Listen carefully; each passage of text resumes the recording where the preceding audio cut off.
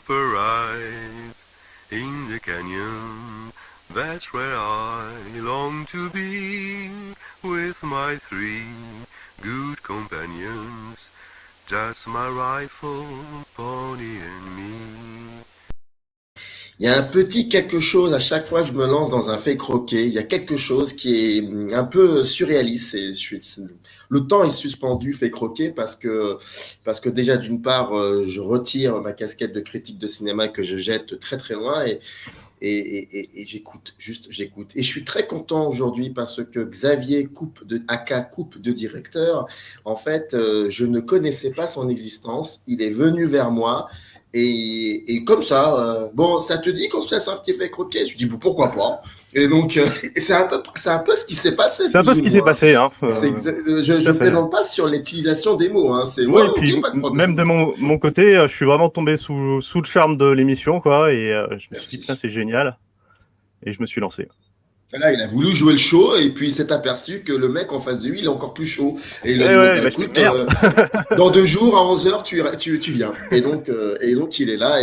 Et il faut savoir une chose, c'est que je l'ai souvent dit, moi, j'adore, mais alors j'adore quand un spectateur ou une spectatrice ou un abonné, une abonnée, ben, c'est la même chose, vient vers moi pour me proposer une idée. Moi, j'adore ça. Il y a eu Julien Joly qui était venu vers moi qui a écrit un superbe ouvrage sur Patricio Guzman. On a fait un live là-dessus et j'étais extrêmement content. Donc voilà, c'est des choses comme ça et moi je suis constamment ouvert, j'adore ça et donc je suis très content Xavier que tu sois venu vers moi. Ça m'a donné en plus l'opportunité d'aller découvrir ta chaîne et elle est très importante et très intéressante parce qu'il y a une idée, juste une idée, et parce qu'il y a et parce qu'elle est simple, parce que l'idée est juste géniale. En fait, c'est une chaîne YouTube dans laquelle tu t'interroges, tu questionnes les fins alternatives et les director's cut.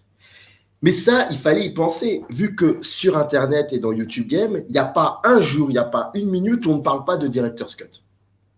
Et ça, c'est passionnant. Et donc, il faut voir les vidéos. Il y a une manière, il y a aussi un podcast. Enfin, il y a pas mal de choses là-dessus. Je vais me taire. Je vais juste rappeler que Fait Croquer est une émission dans laquelle je vais à la rencontre de celles et ceux qui questionnent le cinéma sur Internet. Là, pour le coup, c'est plutôt Xavier qui est venu vers moi. Et je suis très content donc aujourd'hui de parler de coupe de directeurs. Alors, je me tais. C'est terminé. Je te pose la question que je pose à toutes et à tous, à savoir quelle serait pour toi cette image marquante qui peut-être date de l'enfance, mais qui aurait un lien aujourd'hui avec ton rapport à l'image. Euh, c'est une très très bonne question. Moi, il y en a deux. Il y a ma première séance de cinéma. Donc je dois avoir 4-5 ans. Je suis au cinéma, c'est à La Pardieu à Lyon. Ma mère m'emmène voir pour la première fois un film, c'était Cendrillon.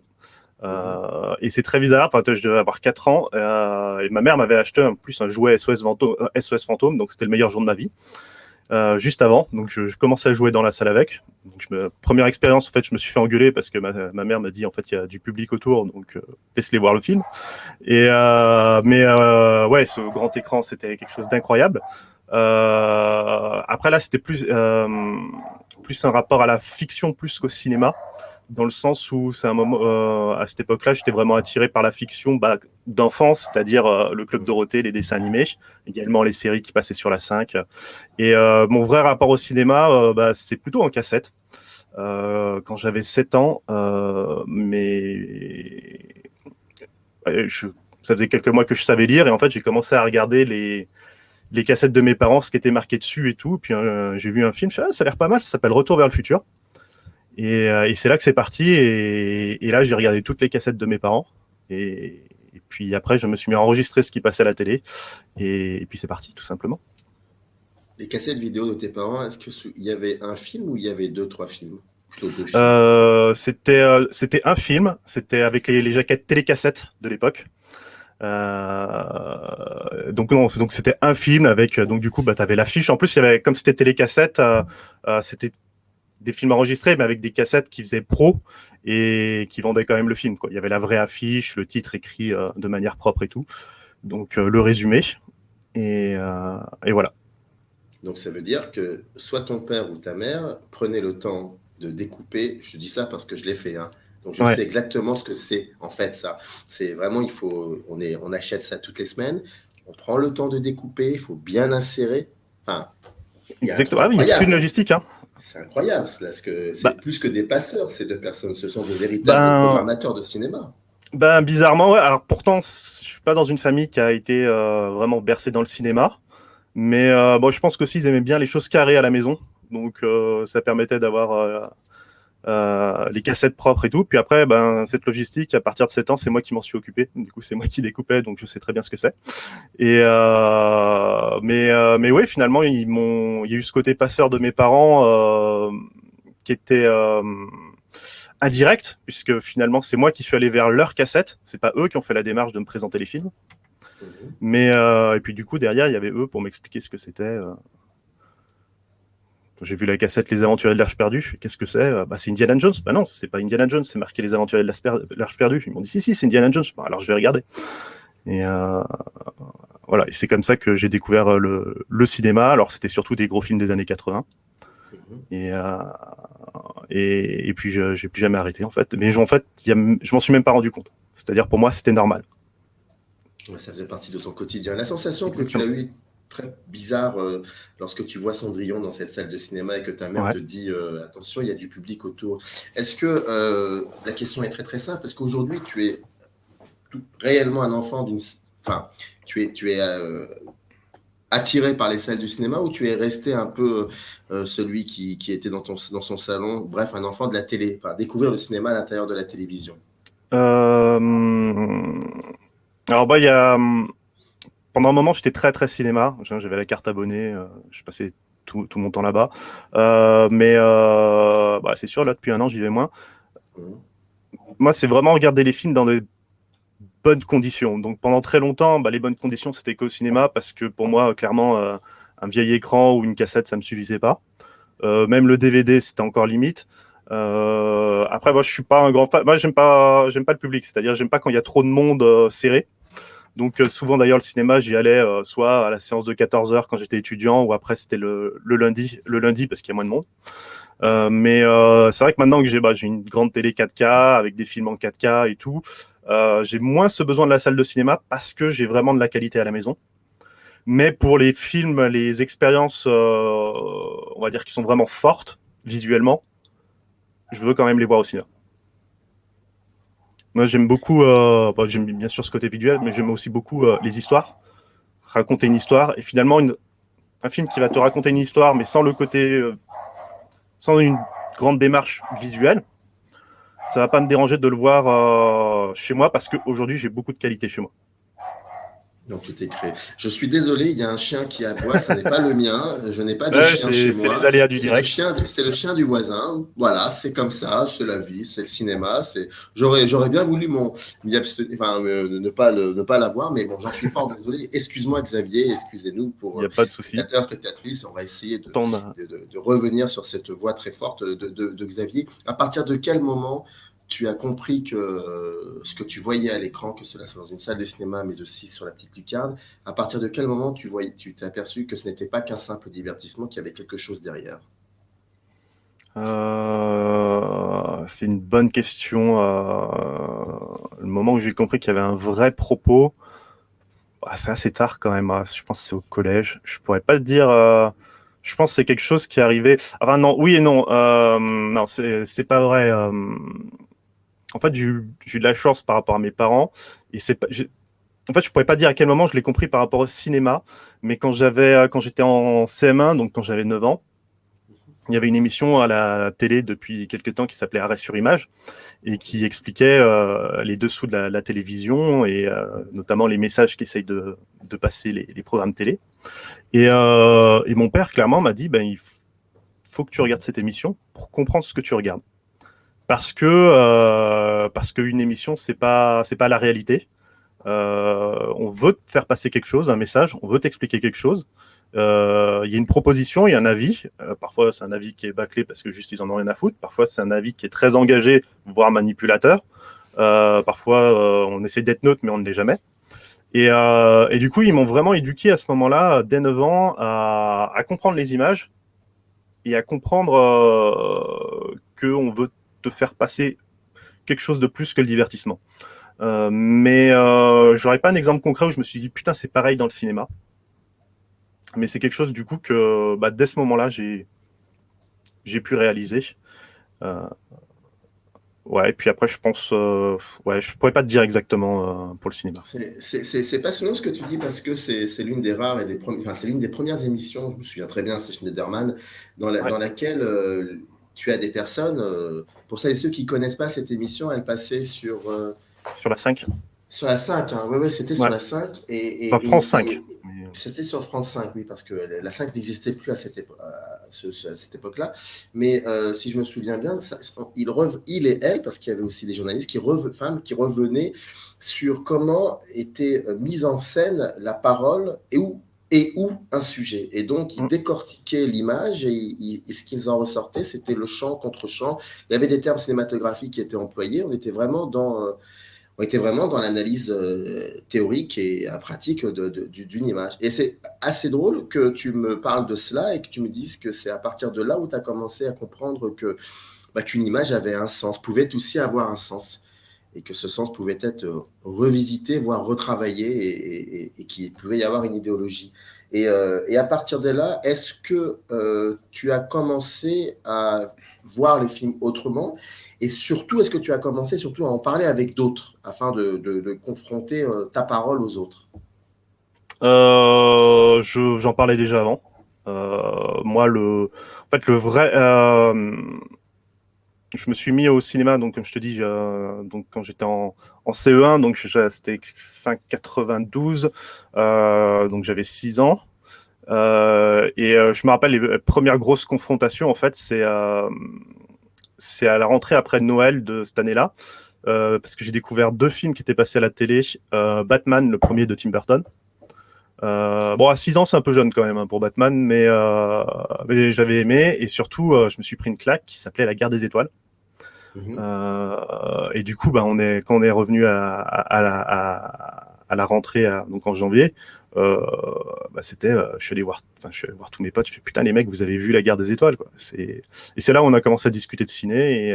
Donc c'était même avant avant de découvrir cette émission.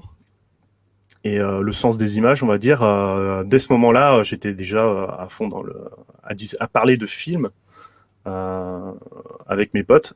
Et d'ailleurs, je me suis même pris, j'ai toujours la cicatrice. C'était très dangereux puisque à ce moment-là, il y avait un gamin qui s'est énervé parce que j'ai dit que La Guerre des Étoiles c'était mieux que Batman. Il avait chopé une petite lame comme ça et il m'a sauté dessus. Et sans faire exprès, il m'a mis un coup de couteau et j'ai toujours la cicatrice. Donc, je me suis pris un coup de couteau à cause de La Guerre des Étoiles. C'était peut-être un critique de cinéma en devenir qui s'est opposé Peut-être. fermement à ta parole qu'il jugeait obsolète, Exactement. voire idiote. Est-ce qu'il y a eu un moment, parce que tu as une chaîne YouTube, donc tu es aussi dans l'idée de transmission de quelque chose, est-ce que dans ton enfance, ou alors plutôt dans ton adolescence, tu as commencé à lire Ouais. la presse spécialisée? Oh, c'est génial ça. Moi, le chien n'aboie plus, mais toi, par Ouais. contre, t'es cramé. C'est bien ça, c'est intéressant. Ouais, j'ai borgnolé un peu à l'arrache, on va dire, parce que j'ai le soleil qui tape, mais il y a un petit coup de vent, bon, c'est pas grave. Du coup, tu me disais, excuse-moi. Oui, non, je t'en prie. Est-ce que à un moment, tu as commencé un peu à lire aussi les critiques dans la presse écrite, ou peut-être même les écouter sur la presse radio? Est-ce que tu as eu un rapport assez fort, assez important avec la notion de critique de cinéma? Alors, les premières critiques que j'ai eues, c'était les critiques de télécassette, puisqu'ils mettaient leur petit avis, ce qui était très léger. Et j'en ai eu quelques-unes quand je suis allé. Ouais, les premières critiques que j'ai lues, c'est quand je suis allé voir Jurassic Park en 93 au cinéma. À savoir qu'à l'époque, je voulais être paléontologue. Donc, depuis petit, j'étais à fond dans les dinosaures. Et là, tu commences à tomber amoureux du cinéma. Et t'as Spielberg, où t'es déjà fan de tous les films qu'il a fait jusqu'ici, qui te sort un film sur les dinosaures, quoi. Putain. Et mes parents m'avaient acheté, c'était le Studio Magazine, je crois, qui parlait de Jurassic Park, où tu avais la tête, tu voyais le T-Rex, je crois, avec au moment où il est devant Grant et Alex, la fille. Et ouais, c'était mes premières critiques. Après, Après, je me suis vraiment intéressé aux critiques ciné quand c'était en troisième. Et et pareil, c'était indirect en fait, parce que à l'époque Internet, c'était les débuts, c'était un peu compliqué. Et c'était quoi? C'était Ciné-Live, je crois qu'il y avait qui faisait des CD avec les bandes annonces des Ouais. films. Et au départ, moi, j'étais putain, c'est trop bien, il y a les bandes annonces des prochains gros films. Donc j'ai commencé à acheter. Au départ, l'excuse c'était les premiers, c'était je veux voir la bande annonce des prochains films. Et parce que sinon, il fallait attendre l'émission genre sur M6 qui passait une fois par semaine pour découvrir les bandes annonces, parce que à la télé, t'avais pas le droit de faire la pub t'avais pas les pubs pour les films au cinéma. Ce qui fait que si t'allais pas au cinéma, fallait attendre une émission sur le cinéma qui passait une fois par semaine pour voir des bandes annonces. Du coup, j'ai acheté ces magazines et forcément, j'ai lu les magazines et c'est là où j'ai commencé à m'intéresser vraiment aux critiques. Donc, j'avais 14 ans. Et est-ce que tu es resté, enfin, je veux dire, tu essayes de lire une diversité de critiques de cinéma Ouais, ou tu restais, d'accord. ouais, j'essayais vraiment de tout découvrir. Moi, dès cette époque, j'essayais de vraiment voir tous les genres de films. Après, j'étais très bercé par les gros films américains. Mais j'ai toujours eu une curiosité. Après, c'est vrai que j'avais un entourage qui était pas très, dans l'ensemble, pas très cinéphile. Euh, donc, j'ai un peu découvert par moi-même. Euh, j'ai un peu pioché dans tout et n'importe quoi. Mais ouais, j'essaie vraiment de voir un peu de tout, voir si. Voilà, il parlait de choses, peut-être à des petits films comme ça, tu fais mais qu'est-ce que c'est que ce truc? Il te raconte dans le. Euh, je trouvais ça même intéressant de dire, mais quand peut-être t'as grandi avec les grands films où tu dis il y a beaucoup d'argent, c'est des trucs énormes et tout, et tu vois qu'à côté, t'as des petits films d'auteurs qui existent, qui ont des propos qui sont complètement différents. Et il y avait un côté, je trouvais ça fascinant en fait. Je me disais, putain, ces mecs arrivent à exister à côté, ils arrivent à trouver leur public et tout, parce que bon, en plus, quand t'es ado, tu dis pas, je vais aller voir des films d'auteur au cinéma, tu vas voir Mm. le gros film. Et c'est comme ça que j'ai découvert tout ça. La grande question que se posent tous les spectateurs et spectatrices qui sont en train de nous regarder, c'est est-ce que et finalement tu es devenu paléontologue? Malheureusement, non, pas du tout. Par contre, alors moi, j'ai hésité à faire des études de cinéma et je ne l'ai pas fait. J'allais te poser Euh, En fait, c'était ça surtout que je voulais te demander. ouais, Si le cinéma t'a accompagné tellement jusqu'à ce que ouais, tu finisses par l'étudier à la fac, j'ai quoi. beaucoup hésité. Alors, ouais, en fait, j'ai hésité à le faire. Et en fait, mon père m'a dit, ah, tu voudrais pas faire une école de commerce et tout? Parce que t'as 17 ans, tu sais pas quoi faire de ta vie. Ah Et en bon? fait, Ah merde. en tout cas, moi, beaucoup de gens.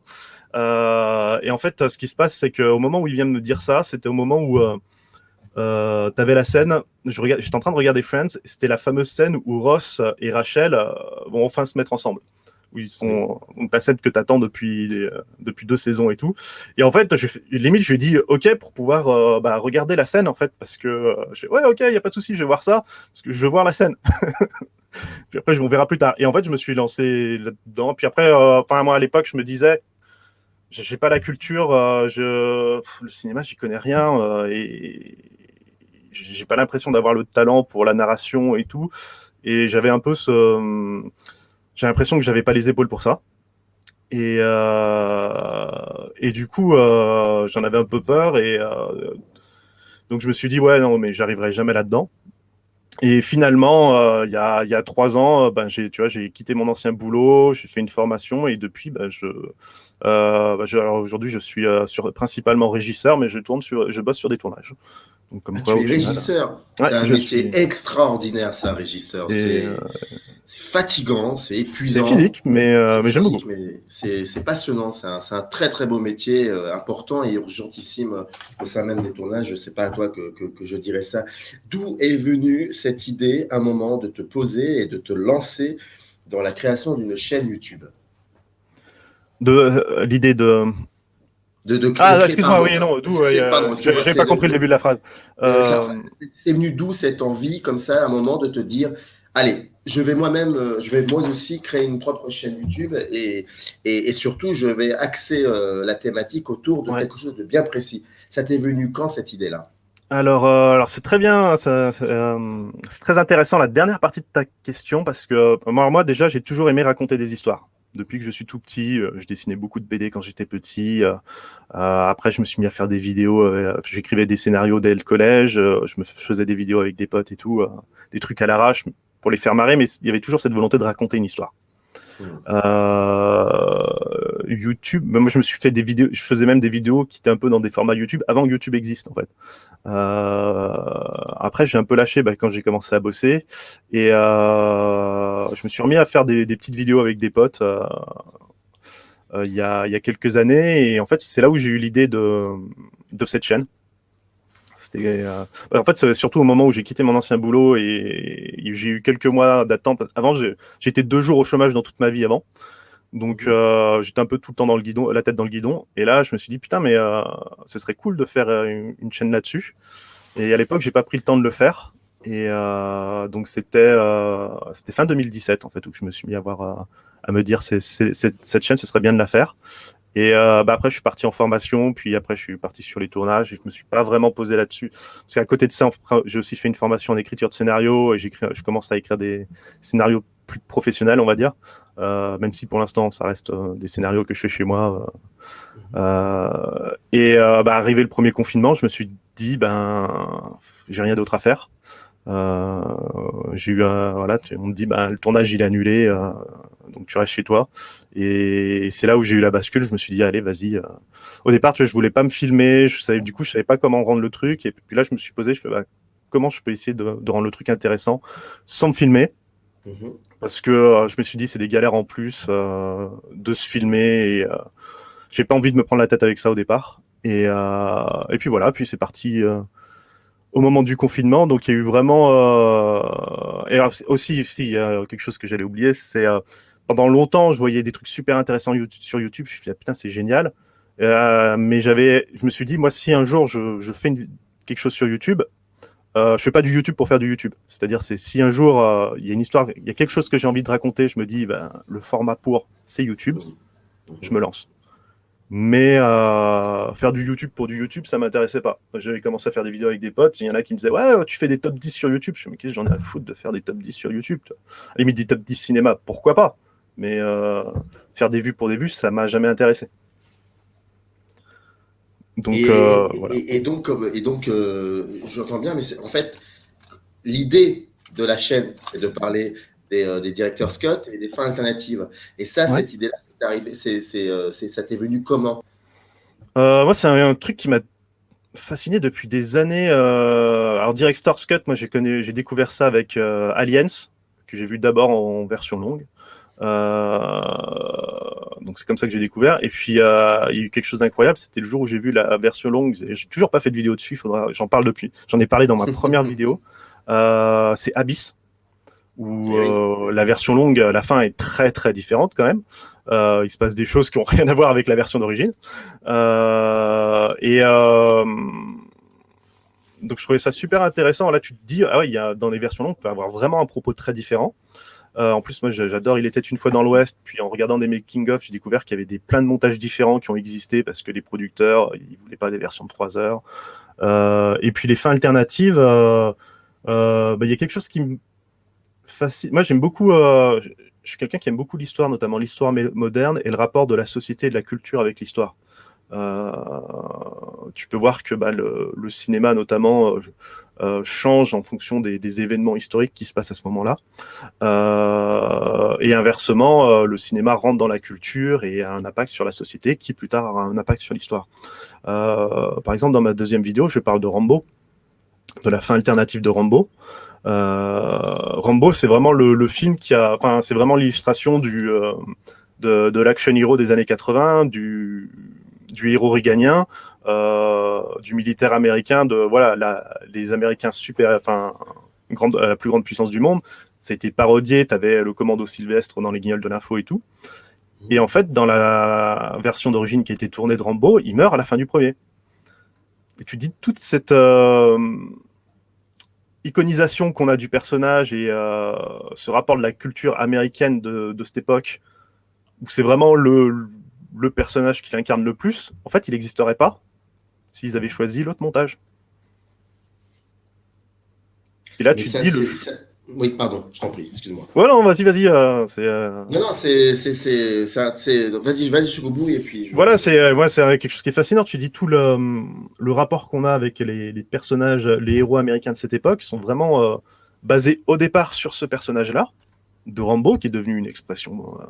Et tout ça, ça n'existerait pas parce que le premier Rambo, c'est clairement pas ça, hein, le propos du film. C'est pas le mec qui retourne à la guerre et qui défonce tout le monde.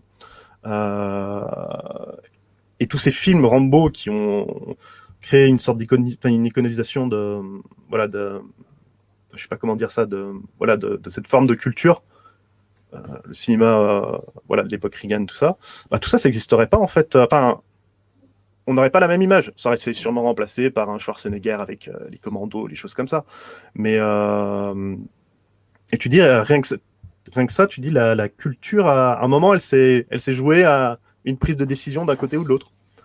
Et puis après, il y a aussi d'autres films où je trouve super intéressant les propos qu'il peut y avoir dans des fins alternatives. Get Out, par exemple, la fin alternative. En plus, c'est très bizarre. Je pense que j'aurais écrit je l'ai écrit un mois avant les émeutes aux États-Unis. Et je pense que j'aurais pas écrit en fait le même épisode un mois plus tard. Parce que la deuxième fin, justement, déjà la fin d'origine et la deuxième fin encore plus, sont vraiment des propos par rapport à tout ce qui s'est passé là-bas. Et il se trouve que la vidéo, je l'ai sortie un mois avant. Et en plus, je n'ai pas voulu aller dans les détails. En plus, c'était les débuts. Et puis voilà, je me suis dit, c'est peut-être aussi quelque chose que j'ai regretté après. Je me dis, j'aurais peut-être aimé aller un peu plus loin, assumer un peu plus mes propos. Je suis pas allé très loin et je me dis mais en fait la vidéo aurait été probablement complètement différente un mois après parce que tout ce dont je parle, tout a changé, tout a basculé. Enfin, c'est pas que ça a changé, c'est que ça a basculé. Il y a eu une prise de conscience qui s'est passée un mois après et qui change tout. Et, mais je suis d'accord avec toi. La version, pour moi, la véritable fin, la vraie fin, c'est celle qu'on ne voit pas, c'est celle qu'on a vue sur Internet parce qu'elle est extrêmement représentative de. En fait, la vraie fin. C'est la vraie fin en fait. En fait, ils ont eu peur de la sortir à l'époque. Ils ont eu peur que le message passe mal. Oui, mais regarde, quand tu vois le début de Get Out, c'est quoi le début? Le début, c'est un Afro-Américain qui se trouve dans une banlieue WASP, White Anglo-Saxon Protestant. Il fait nuit, il est au téléphone avec sa copine et il cherche l'endroit où vit sa copine, donc il a du mal. Ça veut dire beaucoup de choses, ça, déjà. Ouais. Voilà. Et d'un seul coup, il se fait attraper, agressé par un mec. Ça, pour moi, ça raconte exactement ce que vit cette communauté afro-américaine aux États-Unis depuis pas mal de temps. Ça raconte ça. Et la fin réelle de Get Out rejoint le début de Get Out dans l'idée même, dans l'intention. Et c'est ça qui est dommage que Jordan Peele n'ait pas, pour des raisons qu'on connaît, genre, il n'y a pas besoin même d'aller regarder un making-of ou d'essayer de lire cette interview. On comprend pourquoi il fait ça. Mais cette fin-là, elle est juste extraordinaire parce que elle est complètement elle est dans la continuité logique de ce que le film, de ce qu'apporte le film dès l'ouverture. Oui. Et elle assume son propos. Elle va au bout de son propos. Complètement son propos.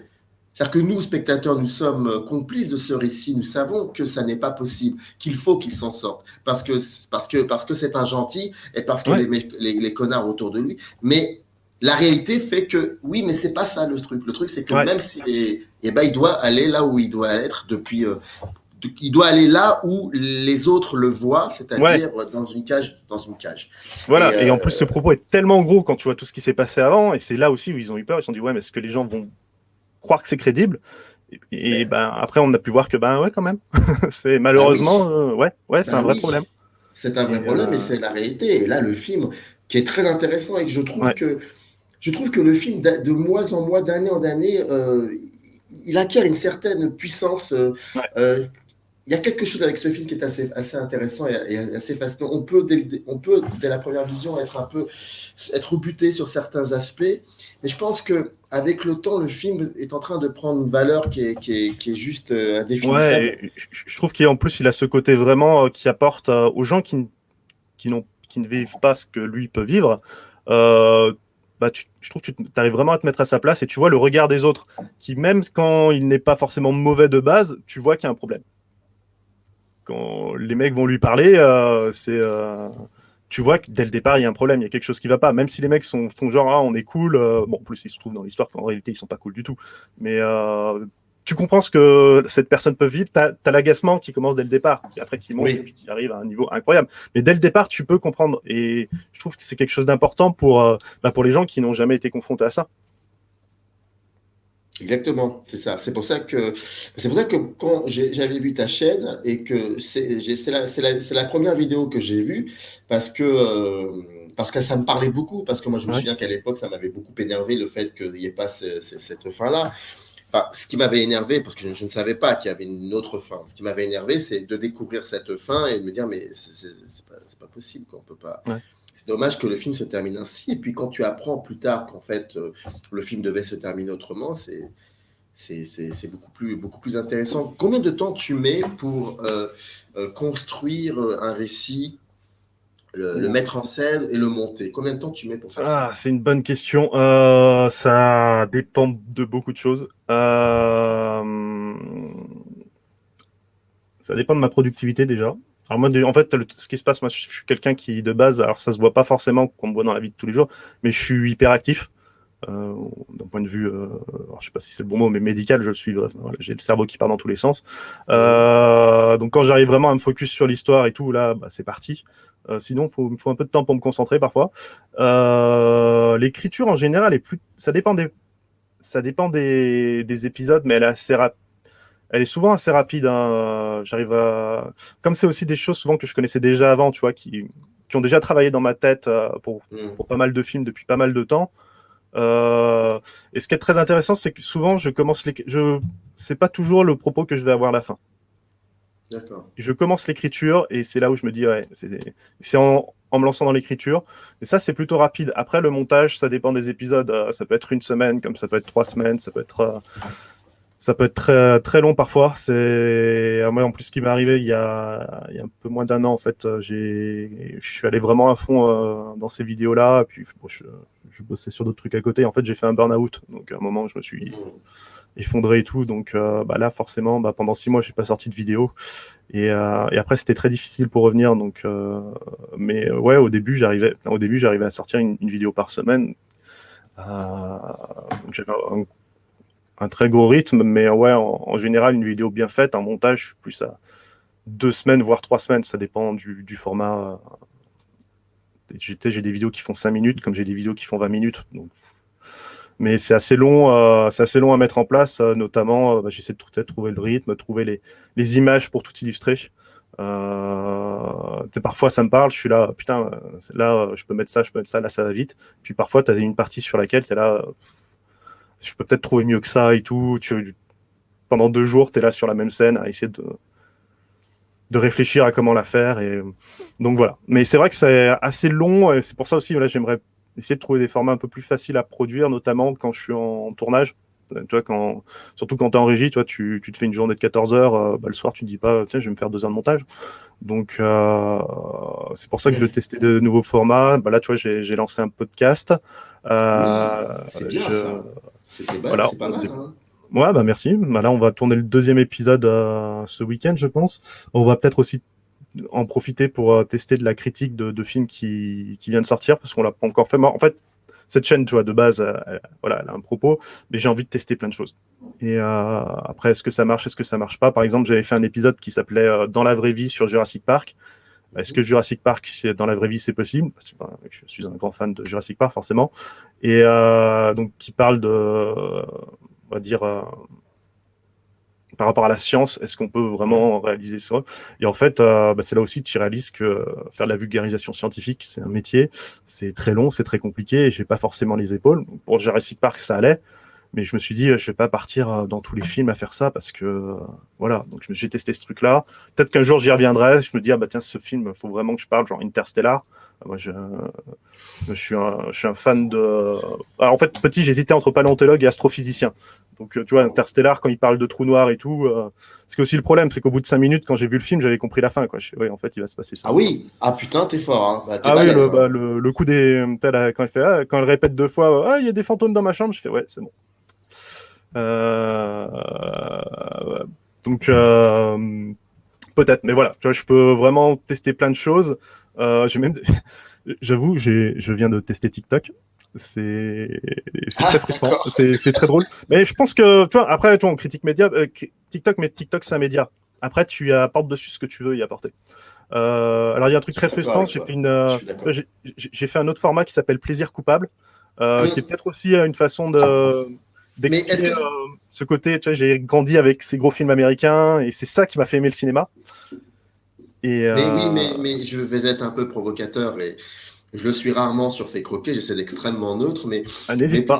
mes plaisirs coupables, j'ai du mal avec ce terme, j'ai pas cette impression que ça existe. Je crois que ça n'existe pas, un plaisir coupable. Alors moi, tu vois, j'ai l'impression. Alors, en fait, j'ai l'impression quand je fais ce truc plaisir coupable. En fait, c'est une expression que j'utilise depuis très longtemps. Hein. Ouais.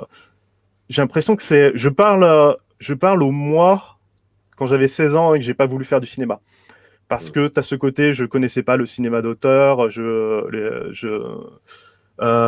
j'avais ces gros films et bon, quand même, tu sens que ce soit dans certains, alors pas trop sur les équipes de tournage, mais certains milieux quand même dans le cinéma ou dans les critiques, même sur YouTube, hein, il y en a certains qui ont un regard par rapport aux gros films où genre t'es pas le cinéma, tu sais pas ce que c'est, quoi. T'as aimé Top Gun, non, le cinéma, c'est pas un truc pour toi.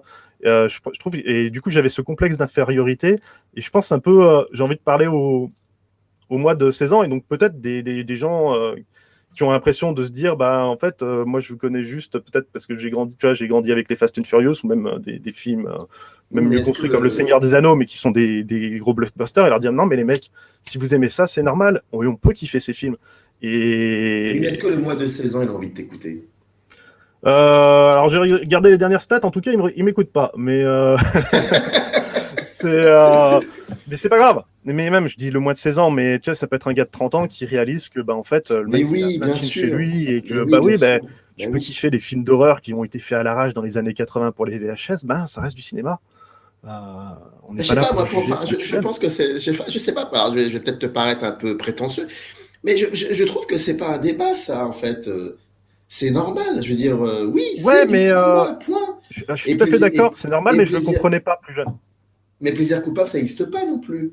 À partir du moment où tu utilises ce mot plaisir Hmm, coupable, cela signifie que il y a, il y a quelque chose qui suscite de l'intérêt, hmm, mais tu te préserves de cet intérêt un peu particulier en hmm. disant oui, je sais que autour de moi ça n'est pas le cas, mais c'est mon petit plaisir coupable. Mais fuck off les autres, je veux dire, à un moment, Ouais, je tu comprends. les emmerdes. Ça Mais n'existe pas le plaisir coupable. J'aime et je vous emmerde.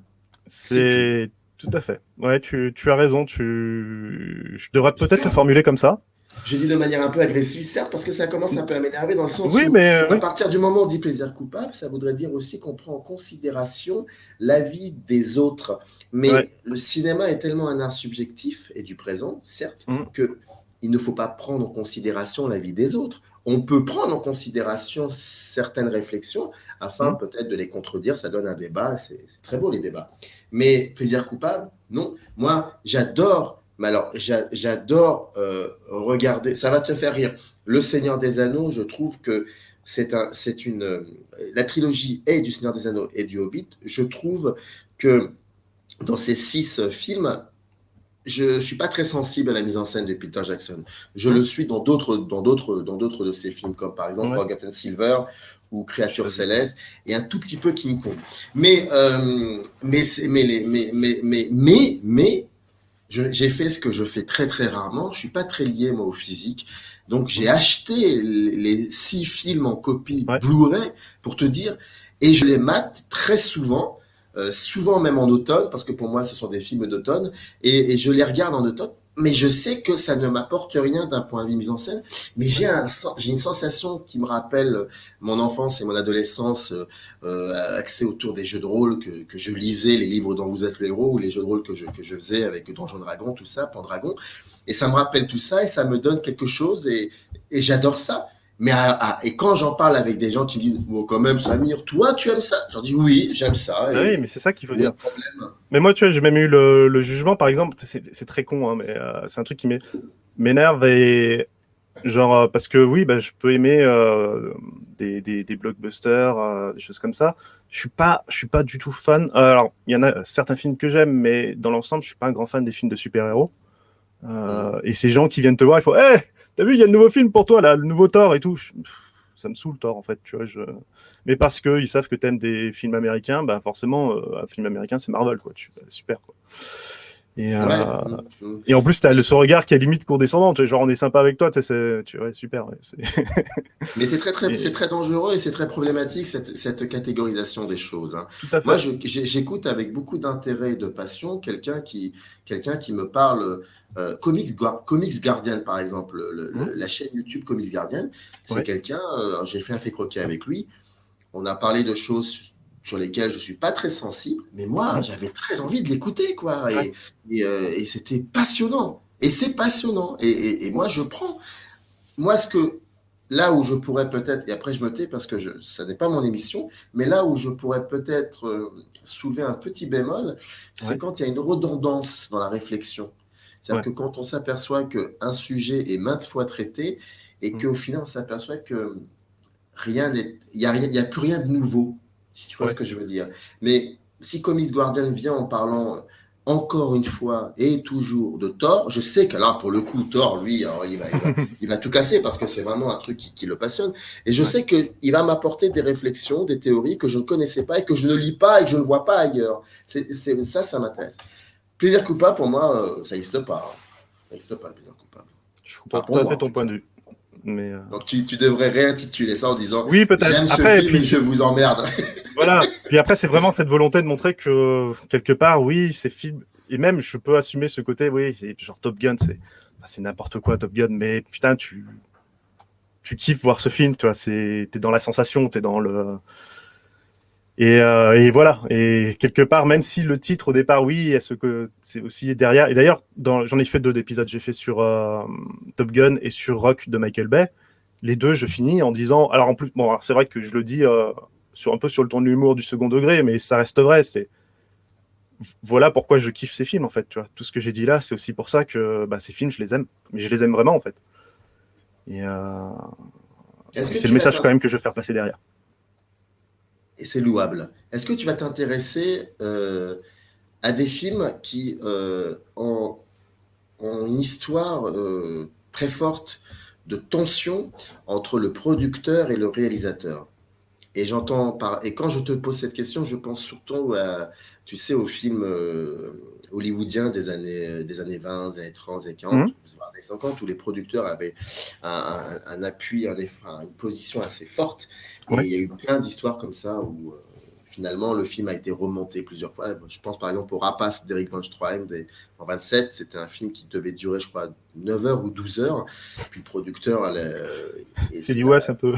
et, mais pour plein de raisons, et puis c'est resté, je crois que le film maintenant dure 4 heures, et ça, Ouais. c'est un peu chef-d'œuvre, Bah, ce film. Est-ce que ça, alors c'est quelque chose auquel tu y as pensé? ouais, j'y ai pensé. Alors sur les vieux films, j'ai pas une culture incroyable des films. Mhm. Enfin, j'en ai vu, hein, mais je connais pas énormément de films avant les années 50. Après, je me renseigne quand même. D'ailleurs, il y en a certains. Il y a un ou deux sujets que je vais pas dire. J'ai entendu des trucs dessus. Ça peut peut-être valoir le coup de creuser pour voir ce qui s'est passé derrière. Mais je connais pas beaucoup toutes les histoires derrière. Mais par exemple, tu vois ce que tu dis là, le dernier Mhm. que j'ai fait, bah, qui était sur forcément, je vais pas dire non, que j'avais pas, c'est ma chaîne, donc je n'étais pas obligé de le faire, mais je me suis dit ça vaut vraiment le coup de le faire quand j'ai découvert l'histoire. C'est sur Justice League où Oui. clairement on est là-dessus et au-delà de dire est-ce que c'est bien, c'est pas bien, c'est pour ça que j'ai fait deux vidéos. Oui. La deuxième n'est pas encore sortie, la deuxième ce sera la différence entre les deux films. J'essaie d'expliquer ce que les deux voulaient Ah, ça, c'est montrer. bien, Est-ce ça. que ça me va Enfin, ou ça me pardon, va pas? excuse-moi. Si je peux me permettre, c'est Bon, bien, ça. mais en plus, si tu dis que c'est bien, moi, ça me va que tu m'interromps pas. Non, non, mais enfin, je veux dire, non, pardon, excuse-moi, je suis désolé, je suis pas là en tant que moraliste, mais j'aime bien Non, le mais je fait qu'on plaisante. Mais compare deux films. J'adore ouais. ça, j'adore cette idée-là de Et, comparer deux films. euh, et en fait, la première vidéo, c'est vraiment sur. J'ai voulu d'abord faire. Attends, pour pouvoir comparer les deux versions, faut prendre le recul et savoir ce qui s'est passé. Pourquoi, pourquoi la version d'origine Justice League est ce qu'elle est.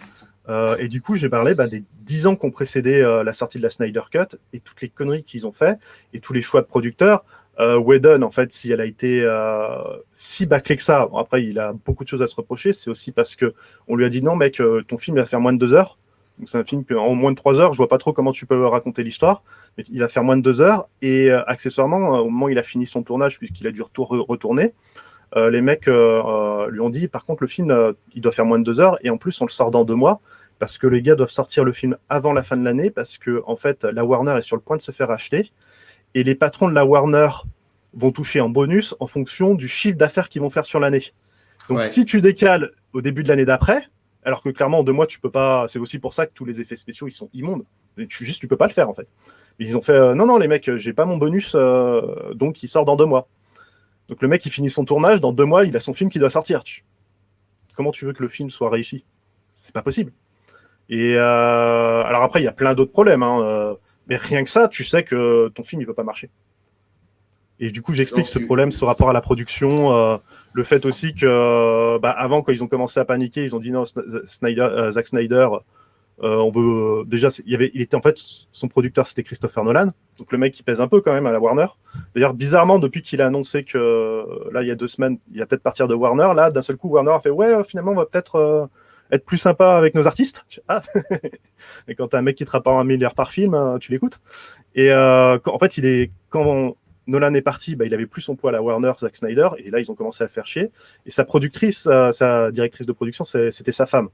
Et en fait, ils lui ont mis d'autres gars en plus pour court-circuiter sa femme, ce qui fait que et en plus ils ont ramené d'autres scénaristes pour commencer à faire en sorte que ce soit de moins en moins le film de Snyder. Tu vois. Donc ça, je le raconte pour ce film. Il y a des films beaucoup plus vieux sur lesquels j'aimerais beaucoup parler de ces choses-là, parce que c'est quelque chose, en effet, qui existe depuis les débuts du cinéma, tout simplement. Il y a quelques très vieux films sur lesquels j'aimerais bien me renseigner pour voir notamment les différentes versions qu'il y a pu avoir, le rapport que peut avoir aussi le cinéaste à son œuvre. Par exemple, un truc tout con, mais je dis ça, mais par exemple, Les 10 Commandements, où le réalisateur a quand même réalisé 2 fois son film. Et après, je connais pas toute l'histoire du premier film, toute la production du premier film. Je sais pas ce qui est arrivé. C'est autre chose. Et c'est pour ça que j'aimerais bien aussi enquêter, voir est-ce qu'il y a une histoire à raconter derrière. C'est différent ce qu'il raconte dans la première version. Ouais.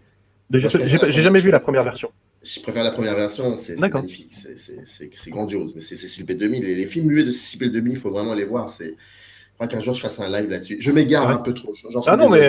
C'est passionnant ce que tu dis. C'est vraiment passionnant, mais parce que ça t'oblige aussi. Enfin, obliger, c'est un mot un peu fort, mais je veux dire, ça te stimule aussi à revisiter un peu cette histoire du cinéma qui est un peu particulièrement oubliée, parfois, et bizarrement d'ailleurs, alors qu'on peut y trouver des trucs extrêmement modernes et qui font voir autrement les choses aujourd'hui. Vraiment, en plus de cela, si B2000, s'il y a bien un cinéaste qui a, travaillé beaucoup les sens des spectateurs, c'est bien lui, quoi. Il y a des choses incroyables dans ces films de la période du muet. Mais justement, j'ai jamais vu ces films muets, donc je me dis, putain, c'est un grand cinéaste, même si humainement, c'était un peu une merde, politiquement aussi, mais ça reste un cinéaste fascinant, je veux dire. Style B2000. Ses meilleurs films, pour moi, sont ceux du muet et quelques films qu'il a fait au parlant dans les années 30. Mais après, c'est autre chose. C'est bien, mais c'est autre chose. Moi, ça m'intéresse beaucoup. Je veux voir cette vidéo. Tu te débrouilles. J'espère que je vais la faire, mais il faut que je me renseigne. Ouais, et puis même le rapport. Tiens, par exemple, j'ai fait aussi excuse-moi, juste sur le Grand Bleu, la version américaine du Grand Bleu, qui est un truc mais incroyable, quoi. Mais qu'est-ce qu'ils ont fait, quoi. C'est hallucinant. Et là, je pense que c'est plus un problème avec les distributeurs américains. Mais c'est un putain de non-sens, la version américaine du Grand Bleu, quoi. J'ai jamais pu tomber dessus, la voir en entier. Ouais. Mais c'est marrant que tu dises ça, parce que les Américains sont très forts, je ne sais pas, mais en tout cas, ils ont une aptitude assez rocambolesque à raconter les histoires des autres cultures. Mais lorsqu'il s'agit de faire un remake de quelque chose qui existe déjà, ils ont beaucoup de mal. Très bizarre. Il y a un truc qui est bizarre là-dedans. Autant je vais raconter l'histoire de Victor Hugo, mais quand il s'agit de raconter une histoire qui a déjà été racontée et filmée par un autre cinéaste étranger, Ils ont du mal, et tu sais, j'essaie de trouver un exemple contradictoire à ce que je viens de dire. Bah, alors, faut aimer, mais il y a True Lies. Ah, là tu me contredis. Là tu me contredis, Mais effectivement. voilà. Tu me Après, c'est contredis. Cameron, hein, c'est particulier. C'est Et puis autre chose, à ouais. l'époque, c'était le plus gros film de tous les. C'était le film le plus fier de tous les temps. Ouais, Donc, ouais, le film le plus fier de tous les temps était un remake d'un film avec Thierry Lhermitte. C'est, Et réalisé ça par fait Claude Zidi. Et réalisé par Claude réalisé Zidi. par Claude Didier avec Eddie Mitchell, Miu Qui n'est Miu. pas un mauvais cinéaste, contrairement à ce qu'on peut Tout à fait. croire. Mm. Et oui. Après, je pense aussi souvent le problème qu'il y a dans. Alors après, faudrait voir dans l'ensemble, mais le problème dans les remakes américains de films étrangers, souvent, c'est que c'est plus une démarche commerciale qu'une démarche artistique. Il a la marche artistique, ouais. Et que c'est poussé par un producteur, pas par un artiste. Donc je pense que c'est aussi ce qui pêche beaucoup. Aussi, les Américains ont tendance à souvent imposer leur culture sans trop essayer de comprendre les cultures étrangères de base. Alors c'est un gros raccourci que je fais, mais j'ai pu voir ça. Bah, tu vois, j'ai fait une école de commerce, j'ai aussi bossé dans le business. J'ai pu aussi voir comment certaines grosses boîtes américaines se sont cassées la gueule à l'international parce que pour eux, à l'international, c'est juste des gens qui veulent être comme les Américains. Oui, Alors bien que sûr. non, ils comprennent pas qu'on peut avoir une envie différente. C'est pas le cas de tous, bien sûr, mais c'est aussi une problématique qu'il y a souvent et que bah, tu vois, quand tu vois les magasins américains qui ont essayé de se lancer en Chine, par exemple, mais tu rigoles. C'est à mourir de rire, quoi. C'est juste les mecs aller en Chine avant de voir pour, enfin voilà, et voilà, donc c'est ça pour tout. Donc et comme en plus c'est une démarche commerciale souvent plus qu'une démarche artistique, je pense que on part pas sur des bonnes bases, quoi. Comme il y a beaucoup de personnes dans ta tête là, qui cohabitent, Ouais. j'ai cette impression-là. Est-ce que entre le moment où tu as créé cette chaîne et aujourd'hui, est-ce que tu réfléchis beaucoup? Alors en plus de cela, même si, quoique ça peut peut-être avoir un lien, parce que c'est vrai que les salles de cinéma en hétéro sont accessibles, mais quand on voit ta chaîne, c'est pas forcément quelque chose. Il n'y a pas un lien avec l'actualité cinématographique. Mais ma question, pour le coup, pourrait peut-être avoir un lien. C'est que, est-ce que tu commences à réfléchir à repenser autrement la configuration de ta chaîne? Tout à fait. C'est quelque chose auquel je pense depuis toujours, en fait. Je me suis. Alors, le truc, c'est que je me suis arrêté, je crois, c'est pendant quasiment 8 mois. J'ai pas sorti de vidéo parce que j'ai fait un burn-out et puis après, je suis parti pendant plusieurs mois en tournage, puis Covid, puis enfin. Voilà. J'ai. La vie, quoi. Ouais, voilà. C'est normal. Ouais, à un moment, tu peux plus, quoi. Mais c'est quelque chose que je pense depuis le début. Là, déjà, par exemple, je vais essayer de voir si je peux pas me filmer, un peu faire de la mise en scène sur un certain format. Parler plus de l'actualité. Moi, alors, il y a plusieurs choses déjà. Les formats que je propose demandent beaucoup de travail de montage, ça prend du temps. Et en plus, quand tu parles des versions longues ou des fins alternatives, c'est pas des choses que tu découvres au moment où le film sort au cinéma. À part quelques exceptions, t'avais l'effet papillon, je crois qu'il y a une version qui est. Je suis pas sûr pour l'effet le papillon, mais pour par exemple Paranormal Activity où il y avait déjà deux versions au cinéma. Mais tu parles forcément, tu peux pas parler d'actualité. Get Out, on l'a su vraiment un petit peu après, je pense. Ouais, voilà, en général, et puis tu as le fait de le savoir, et le fait de. En général, de toute façon, les vidéos sont publiées au moment de la sortie DVD. Tu les vois pas avant. Et c'est pour ça que j'ai lancé le podcast, pour essayer de parler plus d'actualité. J'avais déjà fait un petit format actu en test il y a un an, et que j'aimerais bien revenir. Je vais aussi peut-être profiter du podcast pour parler d'un film qui vient de sortir et dire, bah voilà, qu'est-ce qu'on en pense. Par contre, ça, c'est un format que je ne vais pas faire seul. Après, et après, ouais, voilà, je me mets pas de limite en fait, et j'ai toujours envie de proposer de nouvelles. Moi, il y a déjà plein de concepts que j'aimerais rajouter à la chaîne, auxquels je pense, mais j'ai pas le temps de tout faire, tout simplement. Donc voilà, donc j'évolue petit à petit, et parler plus d'actualité, c'est quelque chose que j'aimerais beaucoup, mais ça demande justement un processus de création complètement différent, parce que moi, c'est un processus qui est trop lourd aujourd'hui pour parler d'actualité. Donc c'est pour ça aussi, voilà, le podcast, tu le montes rapidement. En plus, c'est des trucs que tu peux balancer. Bah là, j'ai testé, comme je te dis, j'ai testé TikTok.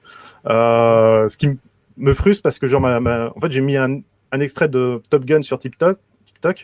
En 24 heures, j'ai fait plus de vues sur TikTok qu'un an sur YouTube. J'ai mis 5 minutes pour le monter sur TikTok, j'ai mis 3 semaines sur YouTube. Tu vois, Ah oui, oui. Et voilà. Mais oui, moi, je j'ai pas envie de rester. De toute façon, je pense qu'à un moment, si je fais toujours la même chose, je vais m'emmerder et je vais arrêter de les faire. Donc, En tout cas, moi, j'ai très envie de renouer, enfin, de poursuivre cette conversation, mais différemment, c'est-à-dire ouais. autour d'un bon petit live et d'un sujet. Et ça pourrait être assez intéressant, je crois, parce que je sens que tu as aussi envie de mettre la casquette du critique de cinéma. Je le Tout sens. à fait. Je Tout le à fait. sens. En plus, j'ai un peu hâte parce qu'on va le faire ce week-end pour la première fois. Tu vois. Donc, Ah, bah ça, c'est bien. Bah, alors, alors, ça sera un direct ou ça sera non, ce sera pas un direct parce que je fais un peu. J'ai une bande passante qui est pas terrible, donc Je héberger le comprends. direct, vu que je serai pas seul, ça va être compliqué. Je peux comprendre ce problème parce que Je... je le Ah, subis partiellement. bienvenue au club. La fibre s'est arrêtée chez mon voisin en fait. Non, mais c'est pas possible. Écoute, C'est... écoute, je peux le dire parce que maintenant tout le monde le sait. Moi, je vis à Paris et dans quelques semaines, je vais déménager vers une nouvelle vie. Je vais aller vivre à la campagne Ah, et j'ai très bon choix. quelques tests à la campagne. Oui, moi, je suis heureux d'aller. Enfin, je suis très, très heureux. J'adore ça, c'est tout. Mais la fibre n'est pas encore passée et j'ai fait quelques tests, quelques émissions. Ça a été chaotique. Ouais. Quand je te dis chaotique, c'est qu'à un moment, je suis plus là. Il n'y a que mon invité qui est là et qui fait l'émission tout seul. Ouais, on a juste... fait des tests avec Quentin qui fait les podcasts avec moi. Et on a fait des tests comme ça à deux. Et oui, j'ai le même problème. Quoi. Voilà, donc c'est pour ça que malheureusement, j'ai décidé à partir du moment où je vais m'installer là-bas, donc le 1er juillet, de ne plus faire de live jusqu'à ce que j'ai la fibre. Et ça va beaucoup me manquer le live parce que c'est, j'aime. Ah oui, je suis. Bon, il y aura peut-être une fois par mois où je reviendrai dans Paris, je me débrouillerai avec un pote et tout, mais. Ou voir pour le faire héberger par quelqu'un d'autre. Comme ça, tu as juste à envoyer ton image à toi, pas tout récupérer. Je sais pas. Mais c'est vrai que quand on voit la chaîne Microciné, là, si on perd les lives, c'est dommage quand même. Hein. C'est tous les soirs, j'ai des lives. Tous les soirs. J'ai regardé celui d'hier. Putain, j'avais envie d'aller au ciné. Michel-Ange, vous me l'avez super bien vendu. Quoi. Il est bien, il est vraiment très très bon. Bon, il n'y a pas que moi, il y a aussi Julien qui l'a. Julien et Valérian sont deux êtres extrêmement intéressants par rapport quand ils parlent de cinéma. Ils le sont aussi en général, mais je veux dire, quand ils parlent de cinéma, c'est assez fascinant. Donc Xavier, on va se revoir très très vite. Avec grand plaisir. En tout cas, que le lien qui renvoie à sa chaîne YouTube se trouve bien évidemment dans le descriptif de cette vidéo. Je suis très content que tu sois venu vers moi et qu'on ait pu discuter. Je me suis un petit peu oublié sur certains moments, mais c'est le dialogue, c'est ça. C'est ça qui fait plaisir, quoi. Qui me fait plaisir, c'est que c'est vivant, quoi. C'est pas quelque chose de codifié et on parle de toute façon, on est là pour parler de ce qu'on aime, quoi, tout simplement. C'est ça, mais c'est vrai que c'est assez rare quand je fais un fait croquer, j'essaye d'être le plus neutre possible. Mais en tout cas, c'est clair que ça m'a donné vraiment l'envie de poursuivre ce dialogue lors d'un live. On verra, on va trouver une idée. Ça sera génial. Merci beaucoup, Xavier. Et on se retrouve très, très vite. C'était un fait croquer assez intéressant. Comme tous les faits croqués, je suis particulièrement content d'avoir fait ta connaissance. Je rappelle que cette chaîne YouTube est une chaîne qui questionne les fins alternatives, mais aussi les director's cut, et qu'il y a eu un podcast qui a été publié récemment où on revient sur certains films, sur certaines questions. Il y a même une espèce de petit quiz où on essaie de deviner le film d'après. J'ai travaillé, hein, j'ai vu quand même. D'après les critiques de certains journaux. Par exemple, je pense à une critique de Positif qui était négative sur. Ouais, ça c'est voilà. Mais il y a plein de choses et vous avez compris que ça va se développer et c'est très bien comme ça. Xavier, coupe de directeur, merci beaucoup. C'était passionnant. Merci. Allez, générique. Upper eyes in the canyon, that's where I long to be, with my 3 good companions, just my rifle, pony